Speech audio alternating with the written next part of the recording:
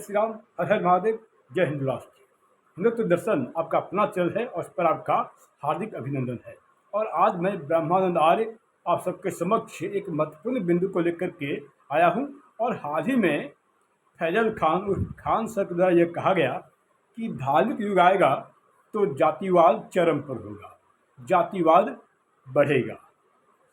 आज इसी विषय पर आप सबके समक्ष में प्रस्तुत हूँ। और मित्रों, मैंने पहले ही आप सभी से कहा था कि कोई भी इस्लाम मजहब का मानने वाला मुस्लिम कोई काम करे चाहे न करे, वो जिहाद का काम बखूबी करता है, वो जिहाद अवश्य करता है।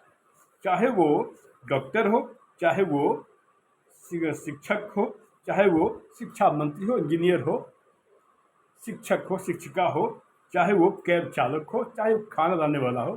तो खाना बनाने पर वो क्या क्या करते हैं खाना बनाने में आप सब जानते हैं। ठीक इसी प्रकार चाहे वो गृह मंत्री रहा हो, चाहे वो उपराष्ट्रपति हो, वो हमेशा जिहाद ही करता है। वो जिहाद के अलावा कुछ कर ही नहीं सकता। वो जिस पद पर आसीन होगा वो जिहाद अवश्य करेगा। आज ठीक इसी क्रम में फैजल खान सर के द्वारा ये कहा गया कि जब धार्मिक युग आएगा तो जातिवाद चरम पर होगा। और यही खान सर है जिन्होंने नाथूराम गोडसे के समर्थकों नाथूराम गोडसे के लिए हरामी शब्द का प्रयोग किया था। इस आपत्तिजनक शब्द के लिए को लेकर के मैं समझता हूँ किसी भी एक शिक्षक को जो कि शिक्षा जगत में हो, उसे ऐसे शब्द से बचना के प्रयोग से बचना चाहिए। तो पर उनके द्वारा कहे गए बातों को ही मैं कोट कर रहा हूँ। तो इनके मुख से ये तो कहा गया कि जब धार्मिक युग आएगा तो जातिवाद चरम पर होगा, जातिवाद बढ़ेगी। लेकिन इनके मुख से ये कभी नहीं निकला कि धार्मिक युग आएगा, इस्लामिक युग आएगा तो इस्लामिक युग में क्या क्या होगा, और इस्लामिक युग जहाँ जहाँ पर आया वहाँ पर क्या क्या होगा। इन्हें नाथूराम गोडसे को हरामी शब्द कहने में कोई आपत्ति नहीं है कि इनके द्वारा जितने भी प्रस्तुत आज तक मैं देखता आया हूँ, इन्होंने कभी भी मोहम्मद अली जिन्ना के लिए कभी भी हरामी शब्द का प्रयोग नहीं किया। कि वही मोहम्मद अली जिन्ना था के कारण से भारत विभाजन के समय 40 लाख लोगों की हत्या की गई थी। तो जब भी ये लोग बात करेंगे, सबसे पहला आतंकवादी नाथूराम गोडसे। ऐसे देखा जाए तो जब से मोहम्मद गजनवी भारत पर आया था, सबसे पहला आतंकवादी वो था। और एक बात आप सभी ने यूपीएससी जेपीएससी के एग्जाम में पढ़ा होगा कि जिहाद का मतलब धर्म युद्ध होता है, जबकि वास्तव में जिहाद का मतलब होता है काफिरों को धोखे में रखना। और हाल ही में कांग्रेस की एक नेत्री द्वारा ये कहा गया कि जिहाद एक पवित्र काम है, जिहाद एक पवित्र शब्द है। पर वास्तव में जिहाद क्या है और जिहाद के क्या क्या दुष्परिणाम होते हैं, इस बात से हम भली भांति परिचित हैं। यदि जिहाद इतना ही पवित्र शब्द है तो जिहादी कहने से चिढ़ते किस लिए हैं, भड़कते किस लिए हैं? तो इन्हें खुश होना चाहिए कि कोई इन्हें यदि जिहादी कहता है तो जिहादी शब्द जब ये से चिढ़ते हैं, जिहादी कहने से चिढ़ते हैं, तो समझ जाइए कि जिहाद का क्या अर्थ है। ये वही खान सर जिन्होंने यह भी कहा था कि समान नागरिक संहिता लागू करने का समय अभी नहीं आया है। और जबकि ज्ञात हो कि भारतवर्ष के प्रथम कानून मंत्री, विधि मंत्री बाबा भीमराव अम्बेडकर ने सन 47 में ही यह बात कहा था कि समान नागरिक संहिता लागू करने की बात कही थी। तो आज जो भी समान नागरिक संहिता की बात हो रही है, इसको सबसे पहले कहने वाले बाबा भीमराव रामजी अम्बेडकर थे। तो क्या ये अपने आप को डॉक्टर बाबा भीमराव रामजी अम्बेडकर से ज़्यादा दूरदृष्टा मानते हैं, ज़्यादा विद्वान मानते हैं, ज़्यादा ज्ञानी मानते हैं? तो आखिर ये खान सर को समझते क्या? मिस्टर खान सर, अहंकार का क्या नतीजा होता है हम सभी भली भांति परिचित हैं और आप भी परिचित हैं। रावण भी अहंकारी था, कंस भी अहंकारी था और जरासंध भी अहंकारी था। और उसके साथ क्या हुआ हम सभी भली भांति परिचित है। खान से यह कहा गया कि नाथुराम गोडसे व उनके समर्थकों के लिए कि हरामी शब्द का प्रयोग किया गया। तो क्या खान सर जिस जस्टिस डीडी खोसला ने यह कहा था कि सुनवाई में उपस्थित जितने भी व्यक्ति थे, यदि उन लोगों के ऊपर यह बात छोड़ देता तो सभी लोग नाथुराम गोडसे के द्वारा किए गए काम का समर्थन करते थे। और बहुतों का यह कहना था कि यदि नाथुराम गोडसे की जगह वो होते तो वो भी ऐसा ही करते। अर्थात जितने भी लोग वहाँ उपस्थित थे सभी ने उनके द्वारा किए गए कृत्य का समर्थन किया।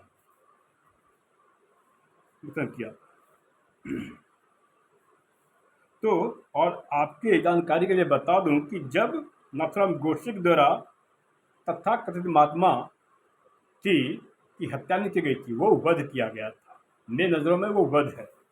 और खान साहब जब आपको यह भी बता दूं कि जब नाथुराम गोडसे की सजा के लिए ले जाया जा रहा था तो सभी व्यक्ति उस गाड़ी को रुकवा करके उनके चरण स्पर्श कर रहे थे। जी हाँ, उनके नाथुराम गोडसे के चरण स्पर्श कर रहे थे। तो हरामी व्यक्ति के चरण स्पर्श नहीं किए जाते। हरामी व्यक्ति के नाम पर शौचालय बनता है। औरंगजेब शौचालय, बाबर शौचालय, जहांगीर शौचालय, तैमूरलंग शौचालय, वो वही जहांगीर था जिसने अर्जुन देव को की हत्या की थी, क्योंकि सिखों के 5वें गुरु थे। तो यदि आप इस बात से कुछ दिक्कत हो, इस बात के सत्यापन के लिए जस्टिस डीडी खोसला द्वारा लिखित पुस्तक the murder of Mahatma and other cases from a जजेज डायरी पेज नंबर 305 से 306 का अध्ययन करें। पेज नंबर 305 से 306 का अध्ययन करें। ऐसे खान सर हरामी कौन होता है और ये हरामी शब्द का उन्होंने किसमें आया है। ऐसे आपको बता दूं कि अकबर के हरम में 5000 स्त्रियाँ थी और वो 5 साल तो हरम के प्रभाव में रहा था। तो हरामी कौन हो गया, आप समझ सकते हैं। तो खान सर सुनवाई में मौजूद जितने भी व्यक्ति उपस्थित थे, तो क्या आप उन सब के लिए भी ऐसे आपत्तिजनक शब्द हरामी का प्रयोग करेंगे। अतः शब्दों की मर्यादा लांघिए मत, क्योंकि शब्दों की मर्यादा लांघेंगे तो एक शिक्षक के लिए सही नहीं होता। दूसरी बात, आपका यह कहना कि जब धार्मिक युग आएगा तो जातिवाद चरम पर होगा, जातिवाद बढ़ेगा, जबकि सुप्रसिद्ध इतिहासकार मेगास्थनीज जो कि मौर्य काल में भारत आए थे और जो चंद्रगुप्त मौर्य के दरबार में इन्होंने 5 वर्ष बिताए थे, ये वही मेगास्थनीज हैं जिनका लिखित पुस्तक इंडिका पुस्तक थी। और इनके द्वारा लिखित पुस्तक इंडिका में कहीं भी इस बात का जिक्र नहीं किया गया है कि उस समय जातिवाद था। और तो मेगास्थनीज ने भी कभी अपने लिखित पुस्तक इंडिका में कहीं भी यह जिक्र नहीं किया कि इसमें जातिवाद था। ठीक इसी प्रकार चाइनीज ट्रेवलर फाहियान वेनसांग और सिंह ने भी कभी भी इस बात का जिक्र नहीं किया कि इस समय जातिवाद था। अब आप यदि अपने आप को मेगास्थनीज जो कि सुप्रसिद्ध इतिहासकार थे और चाइनीज ट्रेवलर फाहियान वेनसांग और सिंह से ज़्यादा बुद्धिमान समझते, ज़्यादा तेज समझते, विद्वान समझते हैं, तो फिर क्या कहना। और जो भी वामपंथी ब्रिगेड, इस्लामिक संगठन, इस्लामी मिशनरियाँ इस बात का प्रचार कर रही हैं, दुष्प्रचार कर रही हैं कि धार्मिक युग आएगा तो जातिवाद बढ़ेगा, और इस बात का भी दुष्प्रचार करते हैं कि ब्राह्मणवाद था और ब्राह्मणों ने शोषण किया, तो उन्हें यह समझ होना चाहिए कि बाजीराव पेशवा जो कि जन्म से ब्राह्मण थे और बाजीराव पेशवा जो सम्राट थे, इन्होंने गाय चराने वाले गायकवाड़ को गुजरात का राजा कैसे बनाया। अगर ब्राह्मण शोषण करता था तो गाय चराने वाले गायकवाड़ को गुजरात का सम्राट बाजीराव पेशवा ने कैसे बनाया। ठीक इसी प्रकार चरवाहा जाति के होलकर को मालवा का सम्राट बाजीराव पेशवा ने कैसे बनाया। इनका कहना यह है कि जब धार्मिक युग आएगा तो जातिवाद बढ़ेगा। तो इसके लिए हम रामायण काल में चलते हैं। रामायण काल में यदि जातिवाद होता तो मर्यादा पुरुषोत्तम श्री रामचंद्र और गुरुकुल और निषाद राज, श्री रामचंद्र और निषाद राज गुरुकुल में एक साथ कैसे पढ़े। अर्थात इससे प्रमाणित होता है कि रामायण काल में जातिवाद नहीं था। तभी तो श्री रामचंद्र और निषाद राज एक साथ गुरुकुल में पढ़े थे।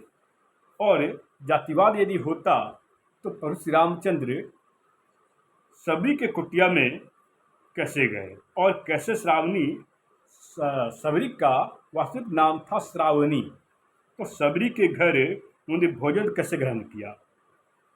और जिन महाशय खान से द्वारा यह कहा जा रहा है कि धार्मिक युग आएगा तो जातिवाद बढ़ेगा, यदि ऐसा है तो उन्हें पता होना चाहिए कि लव और कुश के गुरु कौन थे। लव और कुश के गुरु महर्षि वाल्मीकि थे, जिनका संबंध वाल्मीकि समाज से है। कि खान सर की शायद यह भी नहीं पता कि रामायण के रचयिता वाल्मीकि थे, जिन हम सभी सनातनी अपने घर में इस रामायण को बड़े ही आदर भाव से सम्मान से रखते हैं, पवित्र ग्रंथ मानते हैं। अब चलिए इसी बात का कि इनका ये कहना है कि धार्मिक युग आएगा तो जातिवाद बढ़ेगा, तो महाभारत काल में चलते हैं। महाभारत काल की बात करते हैं तो महाभारत के रचनाकार कौन थे। महाभारत का रचना करने वाले वेदव्यास थे। इनके बचपन का नाम था कृष्ण द्व्यापनी। तो कृष्ण द्व्यापनी वेदव्यास ने जो वेदों की रचना की, इसी कारण से इनका नाम वेदव्यास हुआ। तो वेदों की रचना करने वाले वेदव्यास का जन्म निषाद परिवार में हुआ था। वो जन्म से निषाद थे। तो निषाद राज के द्वारा जो वेदों की रचना की गई, महाभारत रचना की गई। इस महाभारत को हम सभी जय संहिता के नाम से भी जानते हैं। तो हम सभी सनातनी महाभारत को अध्ययन करते हैं और उन्हें अपने घर में आदर भाव से रखते हैं, उनका सम्मान करते हैं, उनका हम उन्हें अपना आदर्श मानते हैं। तो इस बात से प्रमाणित होता है कि धार्मिक युग में जातिवाद नहीं था। यदि ऐसा होता कि इनके कथनानुसार कि धार्मिक युग में जातिवाद था, तो फिर इनसे यह पूछना चाहता हूँ कि तब शांतनु महाराज ने मत्स्य कन्या सत्यवती से विवाह कैसे किया। और इतना ही नहीं, सत्यवती से उत्पन्न पुत्र ही बाद में सम्राट भी बना। तो जातिवाद होता तो महाराजा शांतनु ने सत्यवती से विवाह नहीं किया होता और सत्यवती से उत्पन्न पुत्र सम्राट नहीं बनता। और तो इस बात से प्रमाणित होता है कि खान सर सरासर गलत बोल रहे हैं। इनके बात का कोई प्रमाण नहीं है, बिना आधार के बोल रहे हैं। धार्मिक युग आएगा तो जातिवाद बढ़ेगा, इन फजल खान सर का कहना है। तो ऐसा कहने वाले फजल खान सर को यह पता होना चाहिए कि संत रविदास जी के गुरु कौन थे। संत रविदास जी के गुरु का नाम था संत परमानंद। संत परमानंद जाति से जन्म से ब्राह्मण थे। तो उन्होंने संत रविदास जी को अपना शिष्य कैसे बनाया, उनको अपने शरण में कैसे दिया, उनको कैसे शिक्षा दीक्षा दिया। यदि जातिवाद था तो फिर इनसे पूछना चाहता हूँ कि संत रविदास जी की शिष्या का नाम क्या था। संत रविदास जी की शिष्या का नाम था मीराबाई। मीराबाई का संबंध छत्रानी परिवार से था।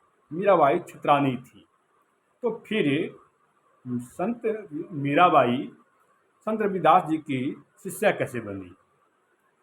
तो मीराबाई के गुरु का नाम संत रविदास था। मीराबाई के गुरु का नाम संत रविदास था। इससे प्रमाणित होता है कि न तो रामायण काल में, न तो महाभारत काल में और धार्मिक युग में न कभी जातिवाद था न कभी जातिवाद। आने वाले समय में यदि धार्मिक युग आता है तो जातिवाद नहीं होगा।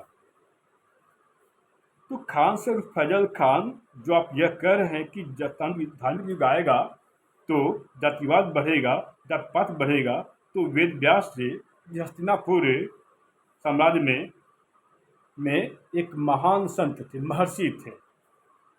और महात्मा विदुर, यदि जातिवाद था तो महात्मा विदुर जो कि एक दासी पुत्र थे, वो वो धृतराष्ट्र कौरव के महामंत्री कैसे बने?